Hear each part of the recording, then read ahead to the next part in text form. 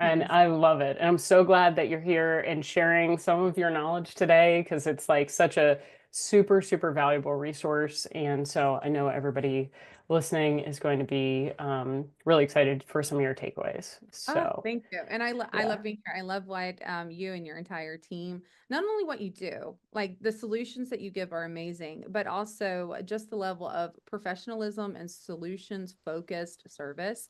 It really is incredible. So thank you for that. So, in my background, just 1 minute on that. I started as a caregiver. That was my first work in the industry, and is what made me passionate about this. And that was back in 2009, if you can believe that. Feels like a lifetime ago. And since then, have basically only been working in services and solutions related to senior care. So it's literally my whole life. And just a quick background on me and Augusta, if you are a first time listener, I guess, and haven't heard of Augusta before, what my company does is we have developed what we call Home Care's first caregiver applicant matching platform. So the platform, it automatically identifies and ranks the best candidates for your agency, and gets more of them to interviews. And ultimately, our customers, they grow their scheduled hours and their weekly billable hours as a result of getting more of the right people into the pipeline, into their company.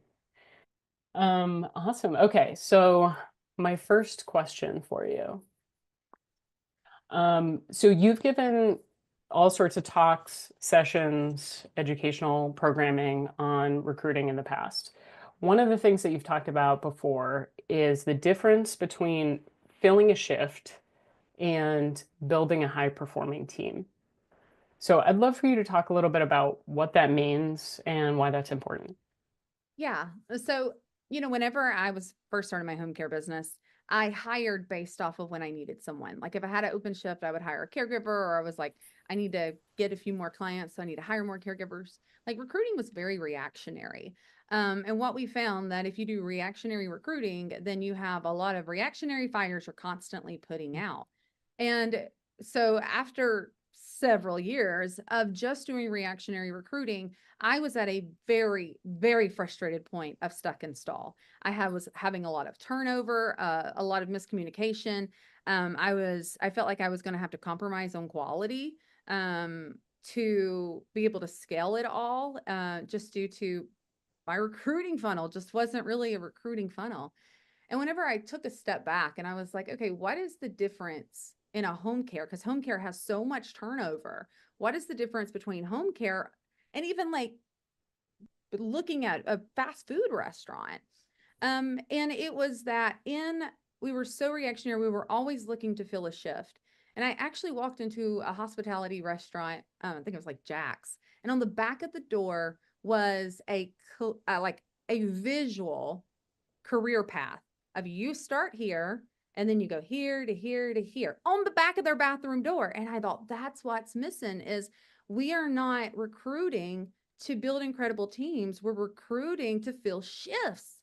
And so our motto with our recruitment become we recruit to retain. And we took our recruiter and said, look, I want you to do away with just a recruiting mentality and I want you to have a team development mentality. Your role title is now called team developer. We recruit to retain. And if you are interviewing someone that you're like, oh, they'll do in a pinch, but no way do we want them for a while. I would rather communicate with the clients that we currently have a waiting list, or we're going to have an altered schedule of care while we compile their quality dedicated team, because filling shifts is a patchwork. Building high performing teams is intentional. It's the difference between running in circles and running a scalable business. So that's why we have that mentality of recruit to retain. And we're not in the business of providing quality care. We're in the business of building high performing teams that deliver the quality care. So it starts with the teams. The quality care is just the outcome. I love that. Yeah, yeah. I'm just like, yes, yes, yeah, preaching to the choir here. But that's incredible. I mean, I think it's such a good distinction um, the of being in the build. This is the literal the meat and the heart of this business is building the high performing team, and then the outcome is the quality care. Because if Yeah, you've done that well, then the quality care is just a natural yeah, um, progression, natural outcome of that. I think that's a really, really important difference and really speaks to how recruiting is a system, yes. um, and not just like that thing that you urgently have to do because somebody's hair is on fire. Hmm. So yeah, that makes a lot of sense. Um, so relatedly, in that like kind of push and pull between, oh my gosh, I have these shifts I want to fill, and I also understand and recognize the difference between being very intentional and growing this high performing team. You've probably seen a lot of mistakes along the way. Could you Yeah. share maybe some of the top mistakes that you've seen? Yeah, I would like to say I've seen these mistakes. I didn't do them myself, but I totally done them myself. Yeah. So, first off, I think it just starts with thinking small. Like, it really, and a lot of times we like to hear these big things like they didn't do this, and this, and it's all tactical. But a lot of it starts with mindset. We think too small. We're relying on desperation hires. We're ignoring culture within the business and not really treating recruitment like an ongoing process because once again we're thinking small, we're not thinking about the overall bigger scalable consistent picture, we're just thinking about we have a hole, let's fill the gap. So it's thinking small, and then by thinking small we're not really building out those processes, and it goes back to that reactionary mindset. We're only focusing on immediate needs instead of fixing the system. And I'm sure whenever we said, like, you build a high performing team, that sounds really good. What does that actually mean? How do you build high performing teams of individual caregivers? Because it's not like we're having team huddles every morning. And that goes to your systems. The way that you acquire and onboard your clients, yes, your caregivers are your clients. You can tell them they can in a marketing standpoint. But when the way that you onboard and the way that you acquire them, the process and system, the funnel or the journey that you bring your applicants through from applicant to with you for 90 days as a caregiver, that matters. It sets expectations. So the biggest mistake that I really see is because we're thinking smaller or we're thinking reactionary, we're not actually putting systems in place, systems that are simple. Um, whenever you put together a system, you can put a system together, and everybody has a system. It may suck right now and it may have gaps, but once you say, okay, this is the path of which we're going to do, you can then identify constraints, and then you can begin to simplify it. So often we put out a job ad that goes to a 10-page job application that they don't even get through. And then if we don't respond to them quick enough, we lose them. There's so many places within the caregiving funnel or like the caregiver journey that will add constraint or it adds a gap, that if we don't have that simple, repeatable, simple process, we work so much harder at just getting them in. And a lot of times that's also reflective that we probably don't have a really good nurture system for actually retaining them. So because of that, we're in the constant cycle of panic of hiring and then balancing the burnout that that causes. And so, and that's the biggest thing. But I would say for those that have systems, the second thing would be they're not truly understanding or selling the opportunity of being a professional care provider. Therefore, Mm.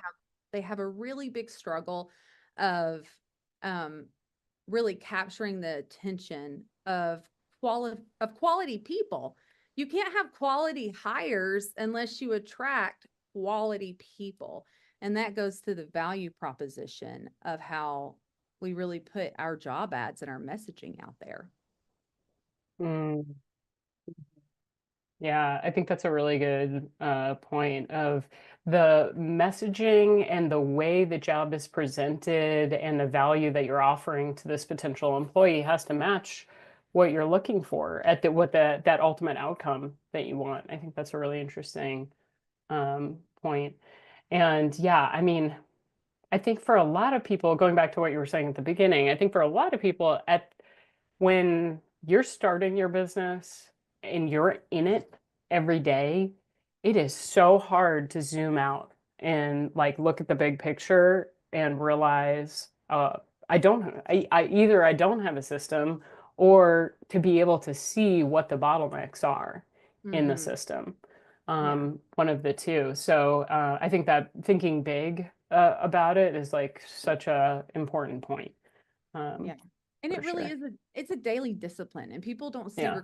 recruitment as a daily discipline. Like there has to be a daily focus to the recruitment part of it, and a daily discipline to actually communicating effectively the benefits of being a professional care provider is. So too often we just don't put in that simple, consistent, this is what we're doing on a daily basis.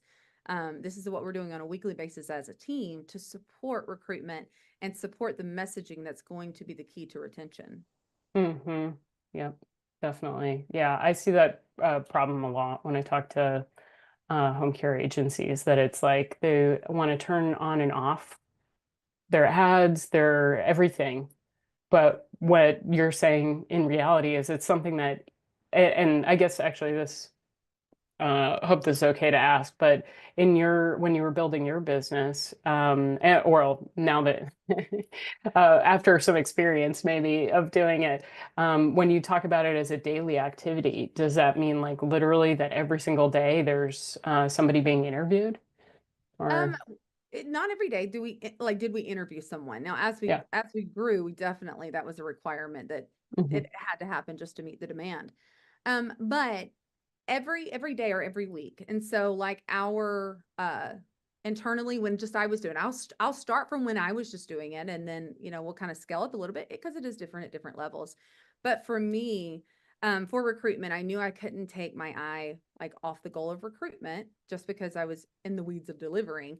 So I set a standard that I call the 2 by 2 by 2. And I use this principle for recruiting, my schedulers, my marketers. But for recruitment, I did a total of 6 small intentional touch points every single week that I felt like I could maintain because it only took about 2 to 3 hours combined. But 2 by 2 by 2, I would reach out to two two people or sources that I thought could be a good source of applicants for me. I would just reach out and say, "Hey, I wanted to introduce myself. If you know anyone who um, would really be good in this profession, send them my way." Or I would reach out to people that I either saw on Facebook, Facebook groups, and I know that's truly organic and that's slow go, but that's what I did. Or I would post a post in our on our community forums and say, "Hey, I'm looking for this." I would do two touch point actions that were in like a community standpoint, and then I would reach out to two. I would reach out to two applicants that maybe it had been a little while since I had heard from them, or they had applied a little bit ago, right? And I would Hmm. reach out to them and say, "Hey, I want to reach out to you. I know you applied." Have that just conversation. And then I would reach out to two of my existing caregivers and I would say, "Hey, how's it going? Is there any way that I could support you? We're always looking for a good hire." And I would incentivize them. If they would send me someone and we hired them, I would give them a monetary bonus. And every single week, I found that if I was doing that, I would have a constant flow of applicants. Back then, I wasn't even using Indeed or any software to make it quicker. It was just Yeah. all very manual. And I set interview times every single week. So I knew this is a reserved interview time. I know I will do an interview at this time of the week, no matter what is happening. So that way, when I was on the phone with someone, I would ask them, "Can you commit to coming in over the next 7 days for an interview?" And they would say, "Sure." And I would say, "Great. Is this time or this time better?" And majority of the time, they would choose from those options. Now, if they didn't, I would then work with them to see what would work. But I knew I had blocked focused time that I could do it. And then as we scaled, we just scaled that principle. And then we added in automations and efficiency tools to make it faster. But really, the principle of that is have targeted tasks, targeted outcomes that you or your team need to hit every week. Make them attainable. If we're talking about KPIs, our KPIs may have looked like get a goal of 20 applications in, try to get in touch. That's an uncontrollable. That the goal is to get in touch with 14 of them to schedule 10 of them in for interviews so that 4 show up and you hire 2. Like that's KPIs, right? That's setting Mhm. KPIs of numbers. And sometimes that can get a little overwhelming or in the weeds and you're like, that gets confusing. You need it and you need that to scale. Um, but then having those 2 by 2 fun, like just those simple targets that this is the like the foundation, like this is the floor of my expectation of what needs to be hit. So if you have a recruiter, make sure that you're setting that floor of this is the targets that your position needs to hit every single. This isn't a goal. This is the foundation that you're hitting. It's part of what you do, because it will ensure that you are constantly building in systems. And even with that, you'll build in better messaging because you're talking about it more from a standpoint that's not just reactionary of we've got these open shifts. If you can work Yeah. it, you're hired. And Yeah. so that's something that we have just grown that principle and that method of thinking, that's helped us to consistently recruit every single week. And Hmm. we increased our numbers as we increased our company. Yeah. Yeah, that makes total sense. And it's I think what it reminds me of is this principle of building the muscle in Mm-hmm. your business, that it's just like where you know every week, no matter what. And there may be, and I don't know about you, but this happens, I think, quite a bit. I mean, there may be some weeks where you have fewer clients coming in and you don't Mm-hmm. actually need to do that recruiting, and that's where it can sometimes fall off. But if you have that muscle and it's just always happening, it's becomes very, very rare where you're in that position Yeah. of being like, my hair is on fire, I need somebody immediately. Because if you've done that hard work of just keeping it going every Yeah. week, week over week, your 2 by 2 or whatever your strategy is, Mm-hmm. then you've always got somebody Yeah. that could be a good fit for what your needs are.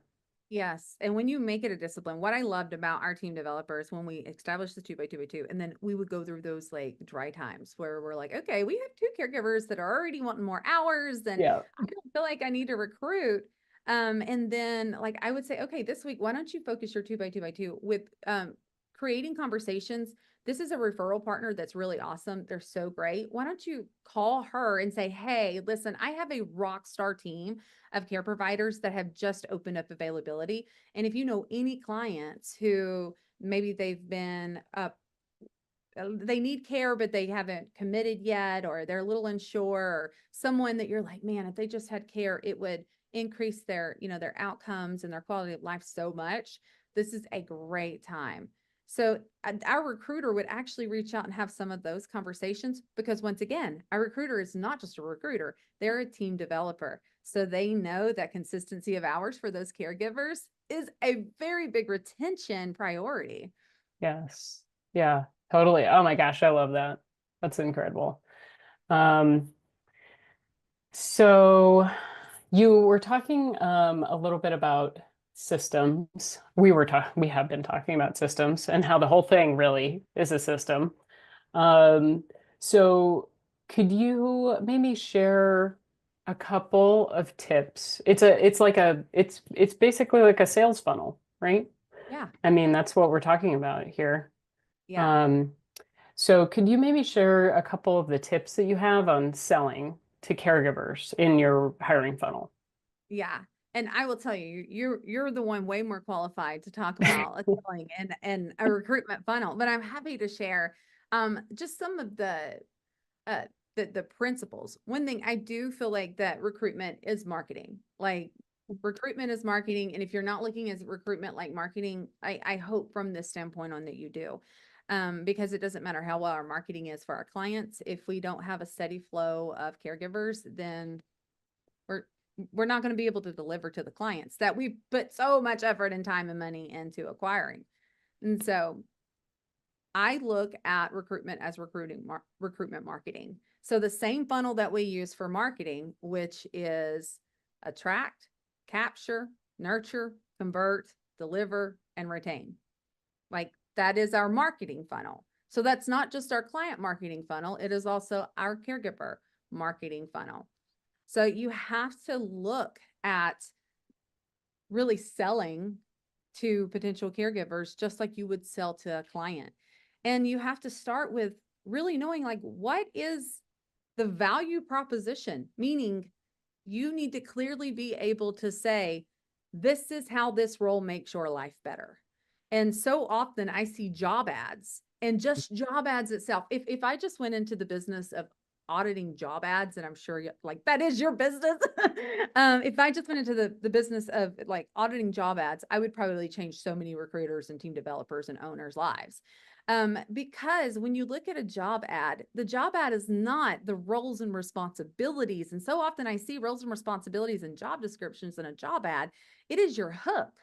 Like you need to have a hook of how are you hooking that and attracting that right fit caregiver. We talk about right fit clients and ideal clients. You need that same profile of a caregiver so that you can talk to them, hear them, and them hear you.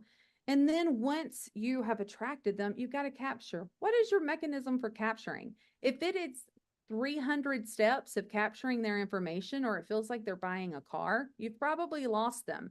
And not because they weren't good, but because they didn't see the value proposition. And then you've got to nurture them. You've got to have those intentional touch points. You've got to have those intentional touch points of connection, of community, of building trust, because all of those have to happen before you can truly convert them into being a team member. So truly understanding who they are, how this role is beneficial to them. And so just to put it in tactical terms, like whenever I am talking or I'm creating a job ad or I'm talking to someone, the first thing I'm going to do is really create that hook. Like, what is that message that they want to hear? And for an example, a hook would be most jobs talk about hard work and team spirit or working for purpose. We're here to talk about you. We're here to talk about how you get paid to change lives and grow your skills and still have a schedule that works for your life. If that sounds good, you're a caregiver that we want to speak to. That is a hook. Uh-huh. And then Yeah. and then it's not the job description that they want. They want to know the offer. If they were a client that you were trying to sell a job to, which they are, you got to know what is the offer. They want to know the pay. They want to know the schedule. They want to know what growth they can expect to have and what is the impact they're going to make. How can you communicate that effectively, quickly? Honestly, they don't care about how great you are, how long you've been in business, if it's not a role that they see that's going to benefit their lives. And that's what we like to help, like all of the coaching clients that are in our coaching program. Whenever we look at their funnel, a lot of times we're not even trying to identify gaps or how they can create an efficiency plug-in, or even connect. Like we want them connected with Augusta and everything that you do.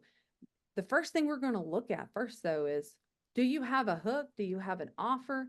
And do you have a clear why choose us? Like we even say other companies offer jobs. We offer purpose and a path to growth. And here's what makes us different. Are you communicating that? And really quickly, make it simple. We treat you like family because you're taking care of families. We make it easy. The application is fast, the hiring is quick, and we support you every step of the way. And we care about your goals. We want you to grow. We will show you how. You need flexibility. We will make it happen within your availability and our solutions that we offer. Like that is a reason why they would choose us. That was our why choose us statement. And nowhere did I say we had been in business for over 17 years. We're caregiver owned and operated. I worked myself up from a caregiver to a 8-figure multi-state, multi-care business that's now serving thousands of clients. Like, I didn't say any of that in the why choose us. It was all about why choose us because of who they are and what they need. And Yes. then you can do the what you'll do. You'll have clients every day with daily activities, and you'll make someone's day every day. That lets Huh. them, we're looking for positive care providers, and you're going to be a reliable, caring person we can count on. Like, that's when you get into the what you'll do. But first, you have to make sure that the value for them is coming through, just like you would an offer stack or a marketing funnel that you do for a client. You do that same thing for your potential care providers that are applying. Yeah. Oh my gosh. You just said so many like just wonderful points. Uh I think the like first off, the positioning of what you're talking about, making it about them and what their needs are, the things that they really care about at the end of the day in a home care related job. Like that's what is the headline, what they want. And I think that is often very, very overlooked. And for me, I think it relates back to hiring to fill shifts, Mm-hmm. really. Like the reasons why people sometimes skip that part of the sales process is because they've got their hair on fire, they need to fill a shift. And so then the ad and what they're saying becomes about what the agency's needs are versus what the caregiver's needs are. Yes. Yeah. Hmm. I think it's like a byproduct of not having a system. So I think that's like very, very important. Yeah. Yeah. And definitely, I see so many panic mode job ads, which is odd because when you're panicking, you would think that they would be a like cut through the process. It's like a panic job ad of like filling shifts immediately, apply Yeah. here. And then there's like 15 different steps of total constraint. Yeah. Rather than either having a clear call to action or such a simple streamlined process that people know, okay, like if their process is that simple and it gives a timeline of this is whenever, how soon someone is going to reach out to you, and this is how quickly the hiring process goes. Like, if you are in panic mode, please identify all of those things and let them know in the job ad that we make our process simple, a guaranteed, we would contact you within 24 hours with a scheduled interview within 48 hours with a goal to have you hired in 7 days. Yeah. Doesn't that sound so much better than filling shifts immediately? And it sounds like this desperate plea of like this, and a lot of times it's overselling. Like, we can't guarantee that they're going to have a client every single week in a certain location who knows how to sing kumbaya and will smile pleasantly at them every day. Sometimes I see job ads that they're promising way too much, and internally I'm like, that was one desperate home care owner. Like, Yeah. they're willing to throw in all these incentives, or even worse, they will have caregivers that they started out, that good caregivers that have been there for several years, that are, we'll just say a base rate of $15 an hour, $10 an hour, depending on state, wherever you are. But then there'll be these job ads going out that says starting at 16, 17, $18, $2 and $3 an hour more than their dependable caregivers are making, because it's a desperation post. Hmm. Hmm. Yeah. And then that hurts retention. I'll It just say, does. It'll come back around to bite you at some point, unfortunately.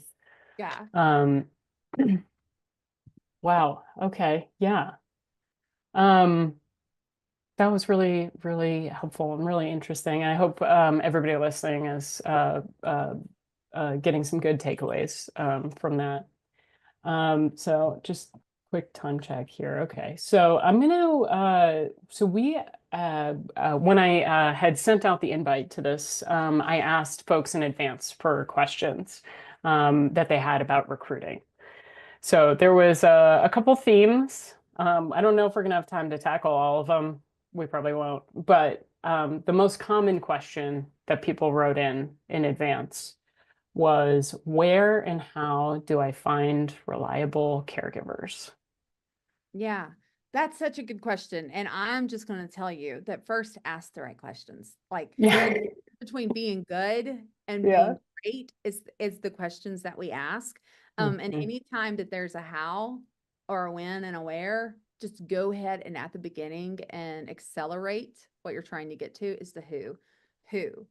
Who can you connect with that already knows where to find reliable caregivers? Who already has a data bank of knowing how to find reliable caregivers? Who? And I will tell you the difference between really the honest difference between me struggling as a home care owner 17 years ago. I was all about the how. And now the first thing I go to is who. Who already does this? Who can I plug you into? Who is a resource that can help you accelerate that process? Who can help you get clarity on that in a much quicker way? And so really for that, if someone was to ask me, where do I find reliable caregivers? I could give you this big thing of like Indeed and you could go to Facebook communities and social media communities and reach out to your communities. But what I would actually first do is connect you with someone who's doing that full time and they know. And so, Jen, you would be the person that I would be like, have you looked in? Have you connected with Jen over at Augusta.care? Because that's one of the things that they do. So since you do this every day, Yeah. probably as we speak, you're making sure it's happening in the background. What would Yes. you say? How and where do they find reliable caregivers? It's a great question. And I would reiterate exactly what you just said is I understand why everybody is asking that specific question, but unfortunately, I don't think it's exactly the right question. And the reason is because I think the reason why people are asking that is because they're hoping that we will share the secret job board where all the caregivers are, and they will be able to just, oh, I can go sign up for that specific, thing to go find more applicants that are higher quality. The reality is that um, the majority of applicants today, and I'm not talking like a small majority, 84% of hires come from Indeed.com. So there's a lot of great ways to recruit. But when we're talking about finding reliable caregivers, is really about optimizing the who of who you're looking for and the resources that are here that actually already work, that we know work. So I wish I could say that there was another magic kind of pool of caregivers out there that nobody else has heard of and that I'm going to share as a secret today. But that's not really the case. The fact is that there's a few kind of key sources of applicants. And then the questions are really, how are you optimizing the process? And who are you really looking for? And like, what is your caregiver MVP? Who is that person that like that criteria that you're trying to match to? Um, so yeah, I guess the answer to the question is kind of like another set of questions of like where are you advertising today and who are you looking for and how are you optimizing that process? Yeah. It Yeah. really is. And I love it how you shaped it with, is that really the real question? Like, where do you find? So, because it's not only about knowing which platform to find it on. Obviously, I love that you have the data, you're doing it every day. Indeed is going to probably cut down on a lot of all the organic tips that I could give you.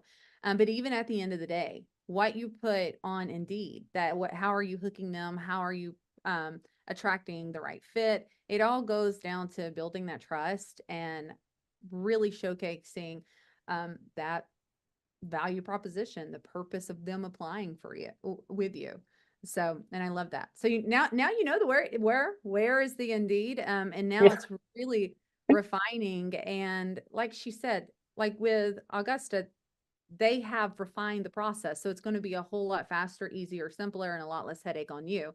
And so I love going to the who first, and then if there are budget constraints, or things that is a constraint between where I am now and where I am, then I always ask the question, even if there is some type of budget constraint, what can I do right now so that I can increase my hires, so that I can have more revenue, so that 6 weeks from now, we can revisit this conversation. Like when there is a solution, put a path in place to grab a hold of that Mm. solution and don't let it be in constraint. So Yeah. I love that. That was the perfect answer. What? Great job, Jen. Yeah, thanks. Thank you. Thank you. So related, actually, the next most common question that people are asking is how do I reduce no-shows and ghosting? Yeah. I, And it's kind of baked into that first question that everybody asks of how do I find the reliable caregivers, right? yeah. Um, so yeah, Well, I know that that's something that y'all really it like. is. That's what y'all Yeah. specialize in. So, Yes. what would you tell them on that question? So that for me is really, I mean, the how comes in, or the who question, it comes into the idea of where do I find the reliable caregivers. Um, but for me, that's really where the who totally comes in, is that I think when people are asking about how I reduce no-shows, I have several questions back to them, Hmm. basically. The first one is, who are you inviting to an interview? And kind of relatedly, what type of interview is it? But really, the meat of it is who are you inviting to an interview? And what I mean by that is that you really need to have an MVP, a set of criteria that is consistent across your recruiting system, your hiring funnel, in terms of how you evaluate who is actually invited to an interview. And it's super important because, okay, let me let me give an example real quick. Okay, so I have a client in Florida who has a territory or a service area where his office is on one side. Pretty much all of his caregivers live on the other side of a river that goes through his territory. So he was basically inviting everybody into an in-person interview. That was his strategy. Everybody comes in for an in-person interview. Maybe they get a call ahead of time. What we realized though is that everybody on the other side of the river, where the caregivers live, they didn't want to cross the bridge to get into his office. I know it's like one of those psychological things. Probably everybody in the room has a bridge in their city that nobody wants to cross for whatever reason. So with Augusta, what we ended up doing with him is our software geolocates where applicants are related to both your office and your clients. So for him, basically, we were able to adjust his geolocation so that way only the people who lived in the right location to come in for an in-person appointment were invited, basically. Everybody else was treated differently. They were still contacted, but treated differently. So I guess and I know maybe that doesn't sound exactly like the who, but it literally is. I mean, it's like where they live is where the caregiver lives, easy to get to come into that interview. Yeah. Is it going to be, do they understand the benefits and the pay and all that stuff as well? So it's really, but if you don't know exactly how close the caregiver lives to your office before you invite them to an interview, then you've kind of invited one of the wrong who's basically for that type of interview. Yes. So I love that because one of the most important things to like setting up a really good recruitment funnel is you have like once you do like this is how I'm going to capture them. This is how I'm going to qualify them. So that qualifying process is so important. And then you have an elimination process. And a lot of home care agencies, whenever we go in and look at like what is their recruitment funnel, they don't actually have a qualifying and elimination process. So the elimination process literally is who shows up and who doesn't. So to them, they're frustrated. Why am I having so many no call, no shows? You just saved money on an elimination process, but there's so much better. There's so many better ways to actually intentionally create an elimination process and a qualifying process. And like that's one of the things that Jen, I know y'all got so good at is you have a qualifying process and elimination process before it becomes a no-show. exactly. that's the who of it. I mean, from our perspective is, and I'll tell you that client, when we adjusted his geolocation, I mean, his all of a sudden almost no shows to Yeah. interviews because it was the right people getting the right type of interview for them, Yeah. basically.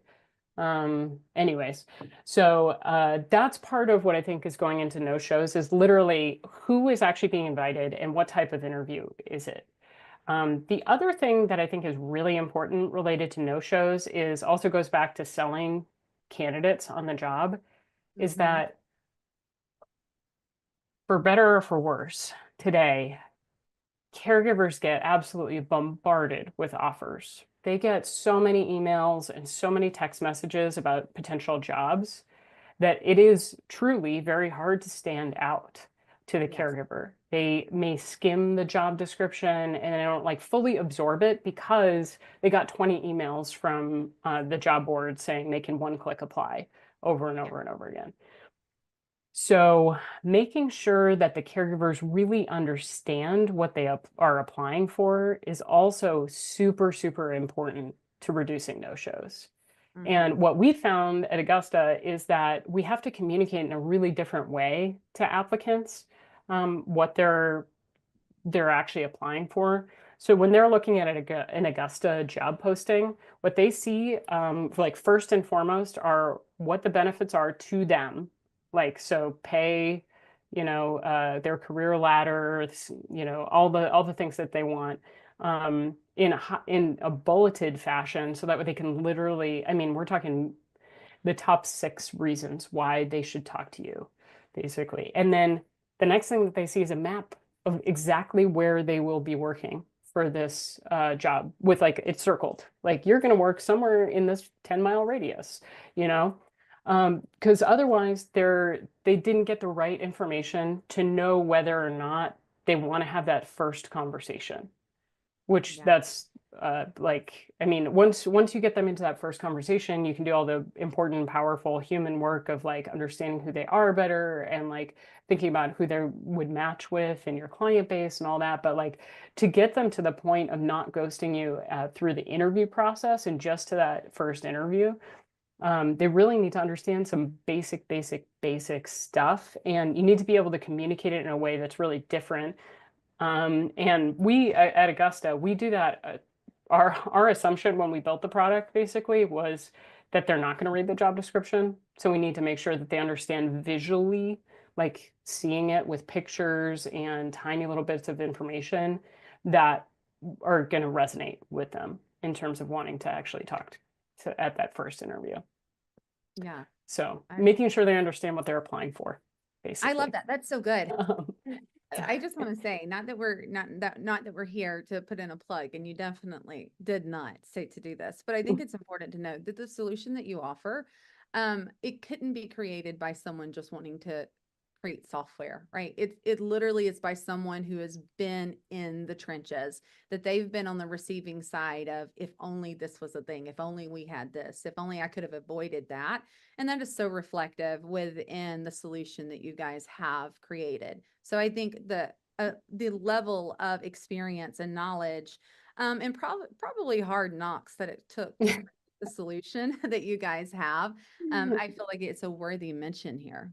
Oh, thanks. Yeah, I appreciate that. And I mean, same to you, with the way that, I mean, literally having gone through the trenches yourself and built a business in this industry and being able to share all that is incredible. So, I remember whenever we were working on our no call no shows, because I mean it's no secret in this industry we have a lot, there's a huge ratio of no call no shows. Thankfully we don't, like, we got to the point we didn't struggle with that anymore, but we began calling all of the applicants back that no called no showed and said, hey, I noticed you no called no showed, and I know when you're applying and looking for a caregiver position, very often you end up showing up and it's not what you wanted. They didn't give you the hours. You had to wait around for shifts. So I realized that may be a reflection of that.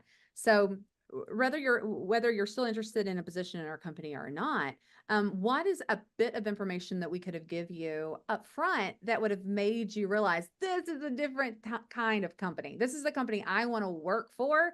And we did that with every no call, no show for over a period of like 6 weeks. And that's one of the ways we got so much better at understanding this is how our messaging should be. This is what it should be in it. This is how to communicate with them. And very reflective to what you guys have created at Augusta.care. You've done it so many times that you refine it every single time based off what the data, the actual show up, not show up data is, and the actions that resulted in that. So Yeah. Yeah, I love it. Well, I just looked at the clock and we are just about at time here, so about to go over time. So, um, do you have any final kind of parting thoughts for everybody today? yeah, when it comes to recruiting, really think of it as marketing. Put the same amount of effort, attention, investment, love, care, nurture in recruiting as you do acquiring clients, because you cannot do one without the other. And be intentional about it. Focus in on really getting the communication that's connective and reflective of who you actually want to hire.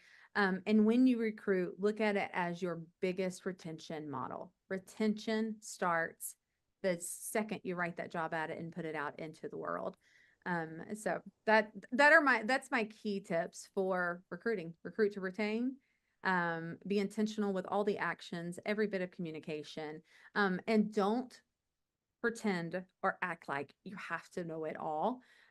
One of the things that I did when I started growing is realizing that I could do a lot of organic, um, highly labor intensive things, and it could work and it would work and it did work to a certain level. But then I had to get efficiency, I had to get more automation, more effective, proven systems and outsourcing that could come in and help me to grow and scale faster. And so I would say prioritize that as an investment, because nobody gets successful without making some sacrifices and making some big investments. So you either invest with time, mistakes, experience, or you can invest by getting there faster, easier, and simpler. And that goes back to the who. Who can help you get there faster, easier, and simpler? Love it. Thank you so much, Jessica. This was wonderful. It's so great to talk with you. Um, if folks want to get in touch with you with Home Care Ops, what are the best ways for them to do that? Yeah, I think the best way just to get plugged into Home Care Ops is we have a community on Facebook. So if you're active on Facebook, and that's where a lot of people like to do all their social life, you can just go and search Home Care Owners Community. And there we have over 9,000 home care owners and operators, and you can ask questions. Go ask recruiting questions there. If you had questions for me and it wasn't answered here, just go to Home Care Owners Community and uh, plug in there, ask your question there. I'm in there. Like when we have a recruiting question, I can always ask Jen and be like, Jen, we need your expertise on this. So that's a great place to get not only connected with me, but just a whole network of support and resources, inspiration, and aspiration even. Right. That is awesome. That Facebook community is really incredible. I mean, there's so much activity, so many owners in there and operators who are asking, I think, a lot of questions that everybody else is dealing with and like really supporting each other and finding it's another way to find the who's that are going to be able to help you. Yes. So I think that is awesome, and I can attest it is a really wonderful community. So thank you so much, Jessica. You are awesome, and this was wonderful. Awesome. Thank you so much. Well, thanks. Bye, everybody.